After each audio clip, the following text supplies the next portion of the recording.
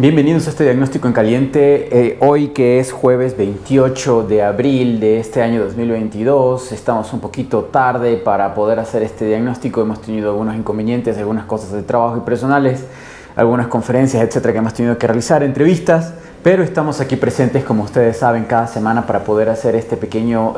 resumen de análisis de las principales noticias que han ocurrido en América y también en el resto del mundo y que influencian o afectan a nosotros los suramericanos, ¿no? Entonces, quiero también decirles que estamos pensando, ya estamos cerca de los 3.000 seguidores, los 3.000 inscritas e inscritos en el canal de Sorprendente Films, y pensamos que para los 5.000 seguidores o inscritos vamos a empezar a hacer estos diagnósticos en las noches, en el horario que normalmente publicamos este programa cada jueves, pero en vivo, ¿no? Para que las personas puedan interactuar con nosotros, para que nuestros amigos en todas partes del mundo puedan tener la oportunidad de preguntarme temas sobre noticias que hayan ocurrido, hechos o acontecimientos que estén ocurriendo en alguna parte del mundo en especial, y que yo les pueda responder de una manera rápida y les pueda dar una explicación de lo que puede estar pasando según la poca o mucha información que yo tengo sobre ese tema o que mi equipo tiene sobre aquel tema, ¿no? Entonces vamos a empezar nuevamente con América, en el sur del continente. En este caso vamos a hablar de lo que está pasando no solamente en Ecuador, sino también en México en estos últimos días. La muerte de una joven de 22 años en una ciudad de México, que luego de 6 días aparece, la estaban buscando y aparece luego de 6 días. La fiscalía de este país menciona que de alguna manera, de una suerte, encontraron el cadáver de la chica en un pozo de agua, en una cisterna, como se conoce en otros países. En este lugar había muerto, en un motel había aparecido el cadáver de la joven, ¿no? Y que durante los 6 días previos no la habían encontrado, no había aparecido en ninguna parte, ¿no? Y esto causa muchas dudas e intrigas entre los familiares de esta joven que murió de manera extraña, ¿no? De manera poco entendible. Ella no tenía enemigos, etcétera, no tenía ningún problema de ningún tipo y aparece muerta, ¿no? Y esto habla mucho de las mujeres que viven en el país, en México, que se sienten amenazadas, se sienten amedrentadas, su vida corre riesgos continuamente, ya que el nivel de feminicidios en México es muy alto, así como también la agresividad, la agresión a las mujeres sexualmente y en otras formas. Y esto también se conjuga con lo que pasó en el Ecuador, que hace 6 días más o menos, una joven de un colegio público, de una institución del Estado, un colegio de la ciudad de Quito, fue violentada sexualmente también en uno de los vehículos de transporte estudiantil, es decir, que utilizan los jóvenes, estos niños y niñas, para ir a sus domicilios y de su domicilio al colegio, ¿no? Bueno, una jovencita de 16 años fue violentada sexualmente, 17 años fue violentada sexualmente por el conductor de este vehículo, quien presuntamente no solamente abusó de ella sexualmente, físicamente, sino que la drogó para tal fin, ¿no? Lo cual trae toda una serie de dudas, de preguntas, de conjeturas, de inquietudes de la sociedad quiteña y ecuatoriana en general, ya que también, como decimos, las mujeres en el Ecuador se sienten vulneradas, se sienten violentadas, más aún tomando en cuenta que la que era rectora, porque ya renunció en el cargo de esta institución, no le creyó a la joven, tampoco los padres fueron escuchados en su momento, trató de disminuirse al máximo el tema hasta que surge a la prensa, un periodista local menciona este hecho en su Twitter, en su cuenta de Twitter, y se activan las alarmas sociales, y también activa a los jóvenes de esta misma institución educativa que de una manera como no se había visto nunca antes se organizaron para marchar y para exigir justicia, que se investigue, que se averigüe qué es lo que realmente pasó, y más seguridad para estas niñas y niños,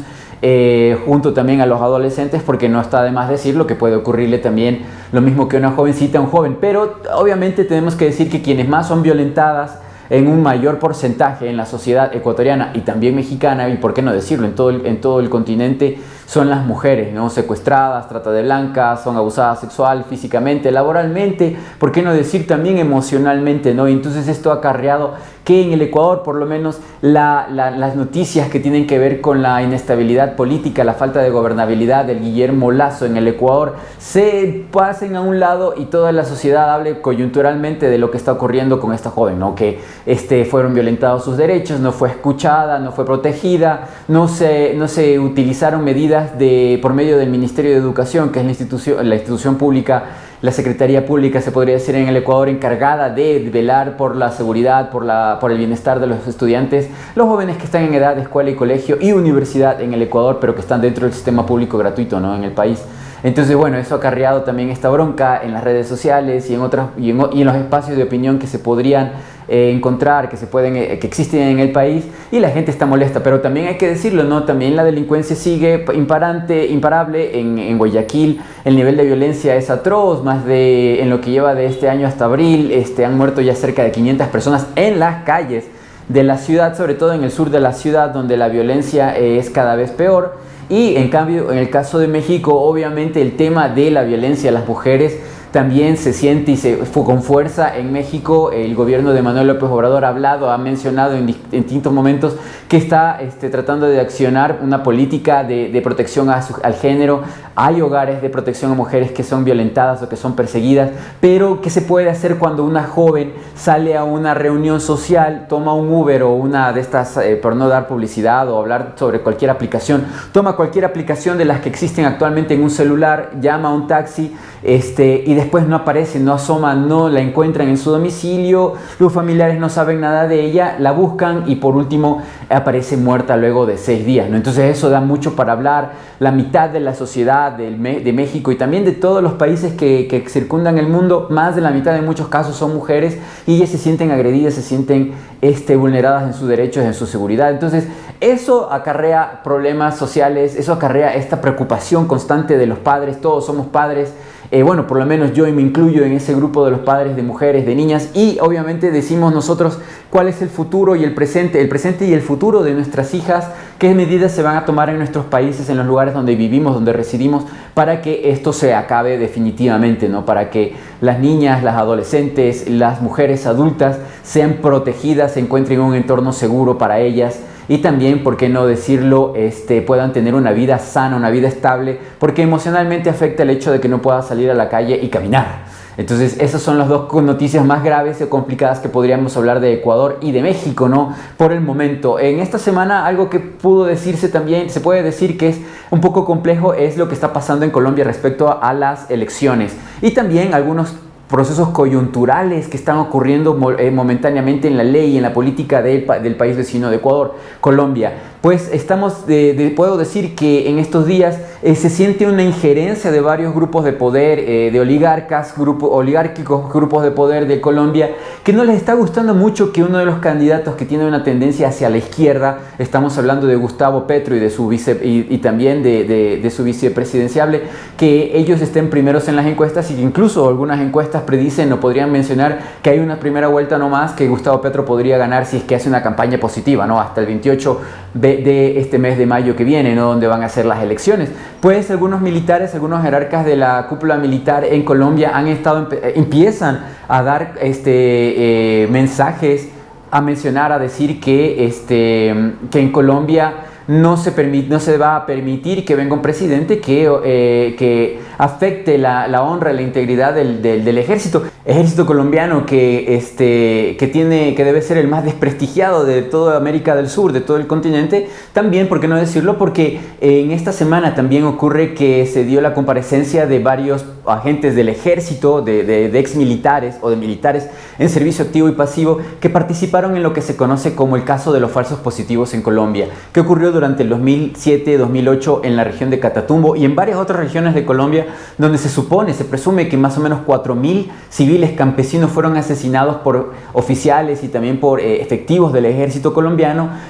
y que los hicieron pasar ante la ley como guerrilleros, ¿no?, guerrilleros asesinados o justiciados en combate, ¿no? Pero ciertamente eso es negativo, eso es falso. Los mismos militares que participaron en estas masacres dicen abiertamente que mataron a hombres, mujeres y niños, les pusieron rifles, los pusieron en una posición para hacerlos ver como que fueran efectivos de la guerrilla que fueron asesinados, y cobraban estos militares de rango bajo, de rango medio, cobraban una recompensa del Estado en ese momento manejado por el presidente de turno, Uribe, Álvaro Uribe, quien les daba recompensas por la cabeza de guerrilleros asesinados, ¿no? Colombia allí vive una guerra fratricida desde hace más de 60 años, ¿no? Pero es importante e interesante que en estas fechas se estén dando estas condiciones para que militares digan la verdad sobre lo que ocurrió en las selvas de Colombia, sobre todo en la región del Putumayo, donde también se dan mucho estos casos, ¿no? Desde hace mucho tiempo atrás. Lo interesante de todo esto es que estos militares han recibido la promesa de hacer estas confesiones a cambio de libertad, a cambio de ser exonerados de cualquier culpa, de cualquier castigo, lo cual nos parece a nosotros con respecto a una farsa a los derechos humanos, ¿no? Es como que los criminales, los nazis genocidas que mataron a judíos y también a gitanos y a pobres y a negros y a homosexuales durante la Segunda Guerra Europea, fueran liberados simplemente porque confesaran que realmente torturaron y asesinaron a estas personas en campos de concentración, ¿no? Me parece terrible que en Colombia se dé esta condición, porque esto impediría que realmente se diera un proceso de paz real, porque las familias, las personas que vieron morir a sus familiares y no encontraron paz hasta la fecha, van a seguir con esa insatisfacción de no encontrar paz, de no encontrar justicia en un país en donde la justicia es injusta. No existe justicia en Colombia, lo podemos decir, pero bueno, por lo menos decir que este caso de los falsos positivos se demuestra que es verdad, que es real, que no era una ficción, que no era una noticia falsa de parte de algunos periodistas contrarios al gobierno de Álvaro Uribe, ¿no? Uribe, que también durante su gobierno indultó, le dio el perdón a muchísimos paramilitares o terroristas que mataron a muchos campesinos, a muchas personas, y todo esto detrás nomás de quedarse con sus territorios, con sus tierras, y para sembrar coca, para apoderarse de estas tierras, ¿no? Muchos de ellos terratenientes, incluso compañías internacionales que también están involucrados con el agua, con la minería. Debemos entender que Colombia es uno de los principales productores, exportadores de carbón de uso como combustible para la generación de electricidad, sobre todo en Europa, ¿no? Y Estados Unidos. Y claro, obviamente estos recursos son interesantes, son necesarios para estas empresas mineras, sobre todo francesas, españolas, alemanas. Entonces, la doble moral se ve en cada uno de estos países europeos, se ve en este caso también, ¿no? Lo que podemos decir con respecto a estas confesiones es que posiblemente pudieran beneficiar bastante a la candidatura de Gustavo Petro, porque probablemente el pueblo pudiera sentir la oportunidad o la esperanza de encontrar paz, de encontrar que se resuelvan otros casos más de genocidios dentro de masacres, más que nada dentro de Colombia, y que, bueno, haya procesos que estén un poco más limpios, ¿no? Entendemos que también debe haber un proceso reconstituyente de Colombia en el sistema judicial, en el sistema penal, ya que obviamente todo eso está contaminado, convulso, destruido, ¿no? Vámonos con la Argentina, donde en estos días ha habido manifestaciones muy acaloradas debido al alto nivel de inflación que siente el pueblo argentino, cercano al 60% de inflación en este año, lo cual conlleva varias preguntas, ¿no? Y algunos de los opositores al gobierno de Fernández dicen que lo mejor para Argentina es que se dolarice, ¿no? Pero veniendo de un país que se dolarizó obligadamente, se lo indujo a la pérdida de su moneda del sucre hacia el dólar, nosotros debemos decir que Argentina ya vive una dolarización como la que vivía en su momento también el Ecuador de finales de los 90, de los 80 y 90, ya que la mayoría de grandes inversiones, el mismo gobierno argentino a través del Banco Central invierte en comprar dólares, devaluando ellos mismos su propia moneda, afectando también su propia moneda y tal vez tratando de fortalecer o mantener artificialmente esta balanza de cambio entre el peso y el dólar, ¿no? Lo cual le conviene al Fondo Monetario Internacional, es lo que el Fondo Monetario Internacional desea. No entendemos por qué Fernández sigue con esta visión de seguir con el acuerdo con el FMI. Le puede estar costando el gobierno. Es muy probable que Cristina Fernández de Kirchner también vea un momento la presión social hasta un punto en que ella decida separarse de esta alianza que lleva con Alberto Fernández para haber ido hacia la presidencia, ya que le afecta también a su popularidad, ya que Alberto Fernández no está haciendo lo adecuado, está siendo muy tibio respecto al sistema financiero, apoya al ministro de Finanzas, que el FMI dice que no hay que cambiar, que hay que continuar con las políticas, con la visión que el ministro de Finanzas de Alberto Fernández tiene dentro del Banco Central de Argentina, ¿no? Nosotros creemos que lo que debería hacer, o sugerencia, después de lo duro que ha sufrido Ecuador, es que fortalezcan la moneda que ellos tienen a través de exigir o pedir o hacer negociaciones con países que compran la soja o la soya y los productos agrícolas o industriales de la Argentina, que los compren en pesos argentinos, o si no, en otro tipo de sistema que permitiera a que no se destruya, que no se devalúe su moneda, que inviertan las reservas internacionales que hoy día solamente funcionan para mantener un precio de un dólar ficticio que no se va a mantener, sino que esas divisas internacionales, esos dólares que los tienen apalancados en el exterior, vuelvan o sean licuados o sean convertidos en otros bienes tal vez menos volátiles como el oro, tal vez menos volátiles como, qué sé yo, como los recursos que la Argentina mismo necesita para poder salir adelante, ya que sabemos que Argentina no tiene gas, Argentina no tiene suficiente petróleo como para poder mantener su industria y también su ciudadanía andando. Entonces sería interesante que busquen otras medidas, tal como lo ha hecho China, tal como lo está haciendo Rusia, tal como lo están haciendo muchos países que están saliendo de esta inflación, de esta devaluación atroz, simplemente por manejar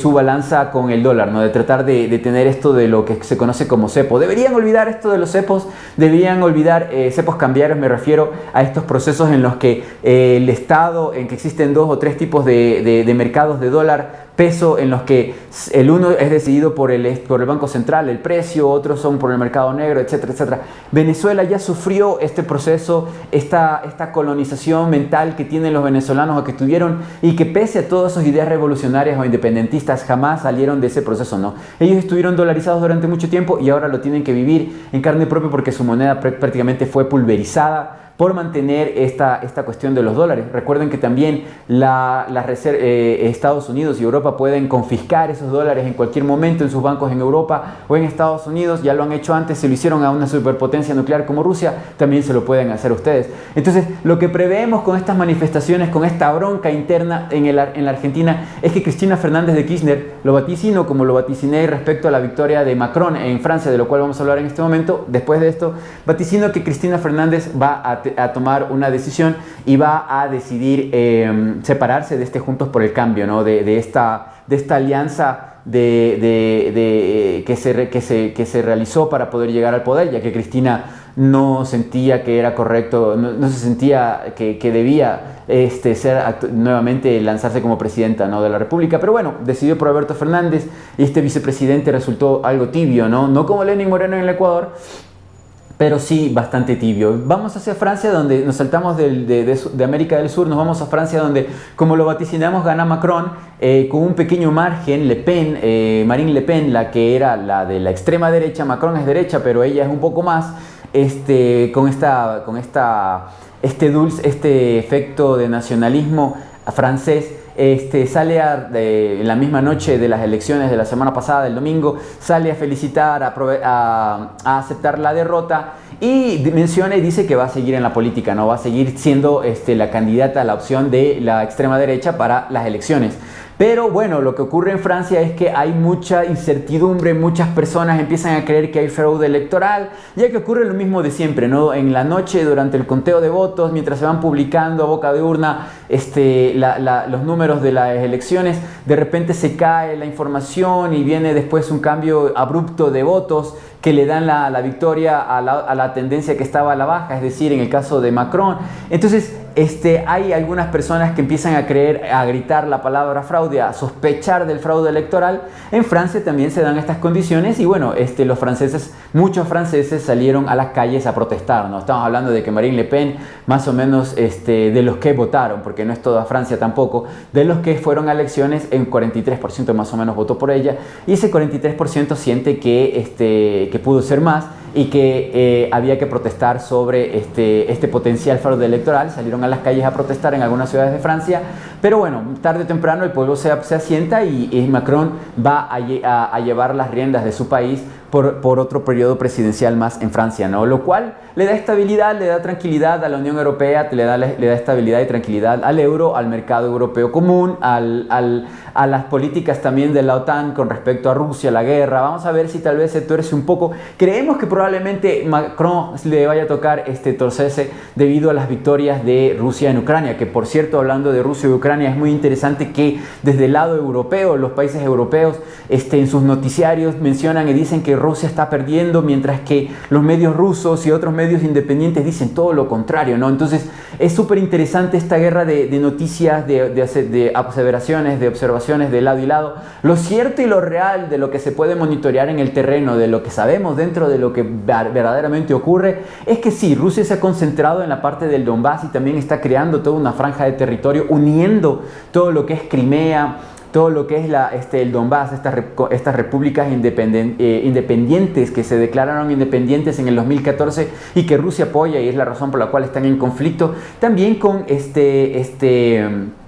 con una región Transnistria que es parte de Moldavia, de un país que está al oeste de Ucrania, que limita hacia el oeste sur de Ucrania, y que también tiene una franja, un territorio que se declaró prorruso, que se declaró independiente de Moldavia, y que de alguna u otra manera ha vivido un status quo de no guerra, de no conflicto para que no haya más muertos, ¿no? Transnistria es un territorio pequeño, con más o menos, no tiene ni 1 millón de habitantes, pero obviamente al ser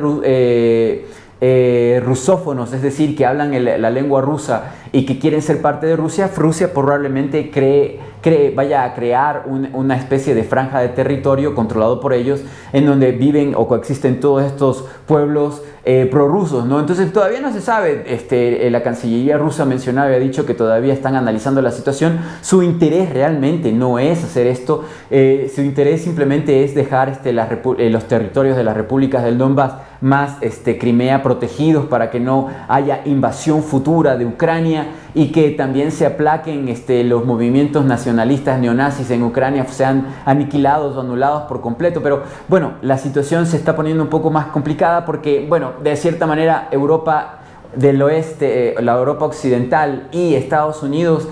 consideran que todavía tienen posibilidades y chances de ganar, pese a que están yendo en contra, tienen números rojos. Su necesidad de ganar o de avanzar en la guerra les llevó en esta semana a la OTAN, al gobierno de Estados Unidos, después de tener una reunión con el presidente Zelensky, el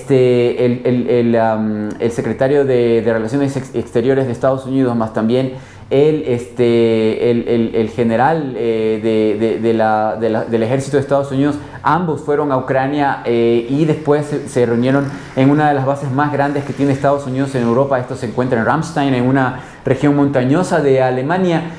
Allí se reunieron aproximadamente 50 naciones aliadas de Estados Unidos militarmente hablando, para coordinar la entrega de armamento hacia lo que sería Ucrania, para que se continúe la guerra, ¿no? Para que Ucrania persista en defenderse y también de sostener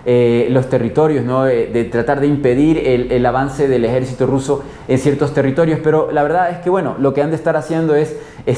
coordinando de manera secreta la información de inteligencia que tienen, ¿no? Para poder saber qué corredores secretos utilizar para introducir armamento sofisticado dentro de Ucrania. Los norteamericanos, Estados Unidos, saben bastante de esto, ya que lo han hecho en Irán, lo han hecho en México, lo han hecho en Centroamérica, lo han hecho también en África, lo han hecho también en Europa, por decirlo también de otra manera, en el conflicto de los Balcanes. Entonces, de alguna manera le están enseñando a cómo traficar con armas, o también ya lo saben los europeos, ¿no? Pero tal vez de una manera más coordinada van a tratar de traficar armamento sofisticado para ingresarlo a Ucrania. Lo que de cierta manera le ha molestado al Kremlin, al gobierno ruso, y el presidente Putin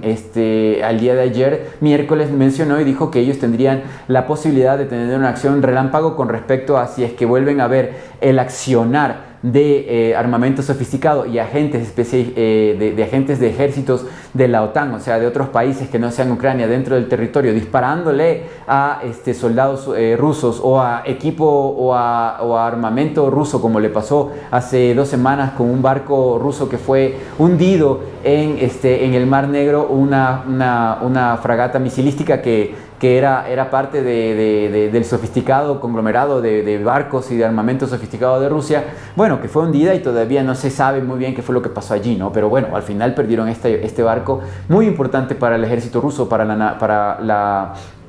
para la Fuerza Naval de Rusia. Entonces, bueno, para continuar con ese tema, la situación se pone un poco caliente en ese sentido. Rusia no quiere dar su brazo a torcer. El día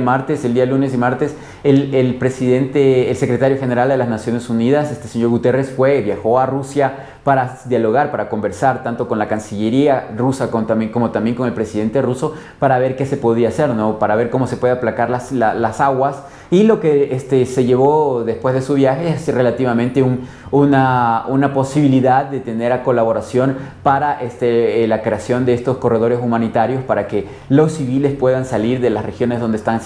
dándose bombardeos, enfrentamientos militares, etcétera, etcétera, etcétera, ¿no? Pero bueno, Rusia ha mencionado en reiteradas ocasiones, el gobierno ruso, el ejército ruso ha mencionado en varias ocasiones que durante los toques mientras los amnisticios, los momentos en que se decide momentos de paz para que se puedan circular civiles, también entre esos civiles, tanto escapan mercenarios de otros países que Rusia los quiere capturar para llevarlos a juicio, y también el caso de que durante estos periodos de paz, desde los edificios, desde varios lugares, supuestos civiles, empiezan a disparar armamento sofisticado contra los tanques, contra el armamento, contra la infantería rusa, ¿no? Eso ya les ha pasado en incontables ocasiones. Y eso está causando de que Rusia ya no quiera tener estos acuerdos de paz momentánea en ciertos lugares para crear estos corredores de paz, ¿no? Porque, como lo mencionamos, los milicianos o los nacionalistas o los paramilitares ucranianos utilizan vehículos civiles, a camionetas y autos en general para hacer ataques y escapar, ¿no? Huir, como este tipo de guerrilla urbana, ¿no? Pero bueno, el ejército ruso ya se está cansando de este tipo de condiciones y va a presionar un poco más. Los más afectados obviamente son los civiles, los que están padeciendo toda esta situación, porque obviamente de un bando y del otro, ellos son lo que están en medio, ¿no? Pueden ser utilizados incluso como escudo humano para poder defenderse, como pasa en este reducto en Mariupol, donde en una acería, en Azovstal, en una fábrica grande de acero, de aluminio, están metidos ahí mercenarios, y también tienen a mujeres, a niños, que los hacen de vez en cuando sacar videos para decir que realmente están por su propia voluntad. Pero imagínense cómo es que llegan hasta ese lugar, a estas catacumbas, a estos lugares subterráneos, mujeres y niños, ¿no? Es más que nada fueron llevados por estos milicianos, ¿no? Para poder protegerse, para poder cuidarse. ¿Qué irá a pasar? Esta próxima semana lo sabremos. Hay que ver qué condiciones terminan dándose. Para no salirnos de Europa y Asia, China específicamente todavía considera necesarios los confinamientos, ya no solamente en Shanghai, sino también en Beijing, en donde también hay ciertos sectores de estas mega ciudades de más de 20 millones de habitantes, hay encierros, hay confinamientos para tratar de detener la propagación del COVID, sobre todo de esta variante Delta, ¿no? Que le tienen mucho miedo en China, que ha cobrado en estas últimas 48 horas también aproximadamente 40 fallecidos por COVID. Y bueno, en cierta manera los chinos están tratando de impedir su propagación, que también hay que decirlo, hace 2 o 3 días surge también la noticia de que en China se descubre el primer caso en humanos de una nueva variante de gripe aviar, ¿no? De una nueva variante de enfermedad de gripe de aves, de pollos, de gallinas, que está también afectando a un ser humano, y se están haciendo los estudios y los análisis para determinar cuántos más pueden estar contagiados y si esta enfermedad es mortal, es terminal, como lo fue el caso también del COVID en cierto tipo de pacientes. Terrible por estas condiciones, el miedo que sufren ahora en China por esta condición. Y también decirlo, surgió hace unos cuantos días el rumor de una hepatitis extraña que surge desde Escocia y que se está prolongando hacia el resto de Europa y que está atacando mayormente a menores de edad, a niños, infantes menores, niñas y niños menores de 6 años, ¿no? Lo cual pone en riesgo totalmente la seguridad de la salud a nivel planetario, ya que estamos golpeados todavía por el COVID, todavía no salimos de aquel tema. En algunos países ya quieren andar sin mascarilla, como lo dijimos la semana pasada respecto a decisiones judiciales en Estados Unidos. En otros países también están decidiendo no salir de los confinamientos. En Europa están decididos a no tener confinamientos durante este verano, no exigirle a los turistas en Francia, Italia, España, no exigirle a los turistas el uso de mascarilla obligatorio en espacios abiertos. Entonces, como estos países tienen mucho ingreso debido al turismo internacional, ellos deciden no querer estar encerrados, ¿no? Entonces,